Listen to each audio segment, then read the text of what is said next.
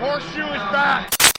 What is going on, Colts Nation? Welcome back to another episode of Bring the Juice. Your guys, Cody and Derek, here today, helping you recap training camp day number 15, Colts' first practice of the week after having Monday off. And Derek, there were a lot of things of note today. We'll start with some of the injuries. We'll start with some of the guys who were out today because of different things. Sam Ehlinger, illness, non-COVID. Same with Paris Campbell, an illness, non-COVID. We're both not there. Both expected to return soon, though, which is good. So Jacob Eason was the starting quarterback today for all the starting reps, which was good to see for him. Some guys that of note that did come back. First off, we'll start with Ryan Kelly. Didn't come back today, but he's looking to come back this week per Frank Reich, which is great to see. Some guys who did come back, though, today. DeForest Buckner came back. Danny Pinter didn't come back, but he was off the crutches, which is great to see. He had that injury, obviously. Mo Alley Cox came back, and also Kwity Paye was back as well today. So the Colts got back a good chunk of their defensive line today, of the guys you presume will be your starters. So that's certainly great to see, but there was a lot today from Colts practice. Obviously, they only have a couple days. They played the Minnesota Vikings on Saturday, so only a couple days of practice here this week. So here we go. Let's start here with Jacob Eason. I mentioned he got a lot of the starting reps today with Ehlinger being out, and I thought he looked really good, Derek, from what everybody said. He was 12 of 16. One thing, Derek, that was of note today was Jacob Eason was a lot better in the red zone today. I know he's been struggling in the red zone from a drill that he did, whenever that was last time he did it. He looked really good today in the red zone as well. He went 3 for 4. So you got to be happy with the progressions that Jacob Eason has taken, starting with obviously the Panthers game, but also it seems like in practice the last week or so, he's really started to come into his own as a quarterback. Well, yeah, first off, it's great to see all of the different guys at practice today. We've been talking so much about injuries over the last few weeks that it's kind of nice to actually see, a lot of these different guys returning. And it's nice to see them be able to get back. Hopefully no more setbacks for any of these guys. Nyheim Hines and also Sean Davis returned today too. So that was even more weaponry brought back as well. So, yeah, but outside of that, you mentioned it. Eason just having himself a phenomenal game. You asked Reich about how he feels about Eason and Ehlinger moving forward with this quarterback spot. If Wentz happens to go down again, or isn't able to go week 1, how confident he is in Eason and Ehlinger to be able to step up and do what they need to do. And he's been telling them the whole story that, this team believes in you.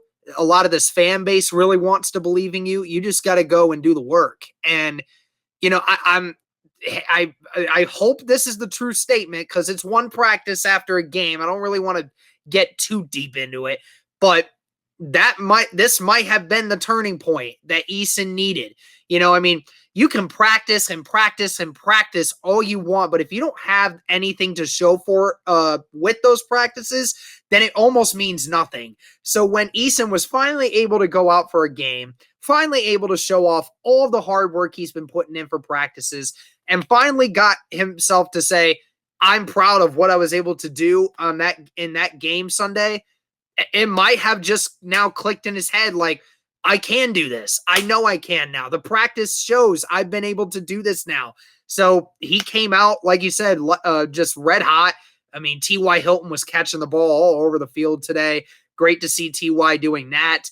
And obviously a few different catches from a couple different guys, including Strawn. Good to see Strawn back out there still doing it every day. It was great from the offensive side to see Eason connecting with his wide receivers the way he did. I'm sure it's a huge confidence boost from what he did Sunday, and it's leaking into practice early this week. I loved what Marcus Brady had to say about Eason today. He said, I saw it today in practice. That's the growth of a young quarterback continuing to get reps, get that live action, continue to get more comfortable. Today you just saw the decisions were happening much quicker. He was seeing it better and feeling confidence in himself that he knows he can play at this level in a live situation. So you're right, Derek. I think that was huge for Jacob Eason's confidence to go out there and really perform in game action. That was his first game action as a pro, right? So to see him do that and build off of that confidence, you're right. I think that could have been really huge for him in his development as a quarterback. And we all knew he just needed some live bullets. And how does he look? There's one thing to look in practice, right? But how do you look when it's actually live bullets coming at you? Now, I know there weren't a ton of starters out there on Sunday for Carolina, but still, regardless, he looked really good against NFL players. And that's what you look for in your quarterback. So that's definitely great to see. You mentioned T.Y. Hilton as well. Had a really good day. Brett Hundley obviously running with the twos today, went 6 for 8. They talked about maybe having him get some looks here in the second preseason game a little bit.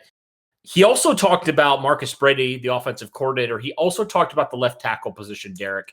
He said it's still early. He said we've got one game under our belt. Nobody's really taken it at this point, but he's confident that one of these guys has come up and take it. What is your reaction to kind of his comments on that? Yeah, I mean, same old classic Frank Reich, right? I mean, just being classic calm and not really giving the benefit of the doubt to anyone right now. I mean, he is right. I mean, nobody's really taken the reins on that. And, in a way that kind of sucks because, we kind of want to know who our left tackle is going to be until Fisher gets back, because we know that Fisher may not be back for a couple weeks into the season. Ironically enough, they said Fisher actually was getting some work done on the side of the field today. I mean, what kind of work that was, I don't exactly know, but it probably wasn't anything crazy. It was probably just some light work testing out the Achilles and everything. Still same timeline for him, expect him to be back early in the season.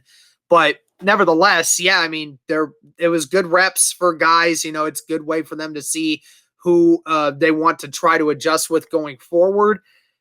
Certainly hope that in this next preseason game that somebody sort of stands out, because if we don't, then we're kind of in some trouble here. To answer your question about Fisher, it looked like it was high knees and lateral movement today was what he was really working on. So okay, that's just kind of an update there. But you never know with Eric Fisher. I mean, we thought Julian Blackmon wasn't going to play for a good chunk of the season, and he came back week 2. So you just don't know with these guys. Sometimes recoveries are quicker. Sometimes they take longer. You just don't really know. But a couple guys that stood out, one in particular was Rock Ya-Sin. He had a really good practice today. The Colts obviously posted about Rock Ya-Sin. He looked really, really good today in today's practice, which is great to see from Rock, who's been really up and down so far and didn't really get a whole lot of preseason action against Carolina. But overall, I mean, Rock's kind of been up and down. He's been inconsistent, like I mentioned. So it's good to see Rock Ya-Sin have a good day. Yeah, I mean, totally. With the way this corner group is right now, I mean, TJ Carey, being on the third corner spot when it comes to the actual depth chart at the moment, with him being injured, we don't know how long he's going to be actually out and indefinitely. But I mean, Rock Ya-Sin, this is his time to shine. We've been saying it this offseason. He's got to show something.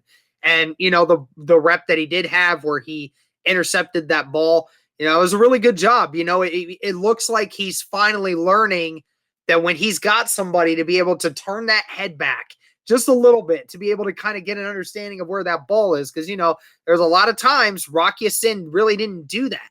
He would rather just stay next to the guy and not really look and lose positioning. But he stayed with him and looked and actually was able to make a good play on the ball and was actually in the right spot. So that's good. Hope to see more of that. It's one play. It was a good play. I hope he does more of that.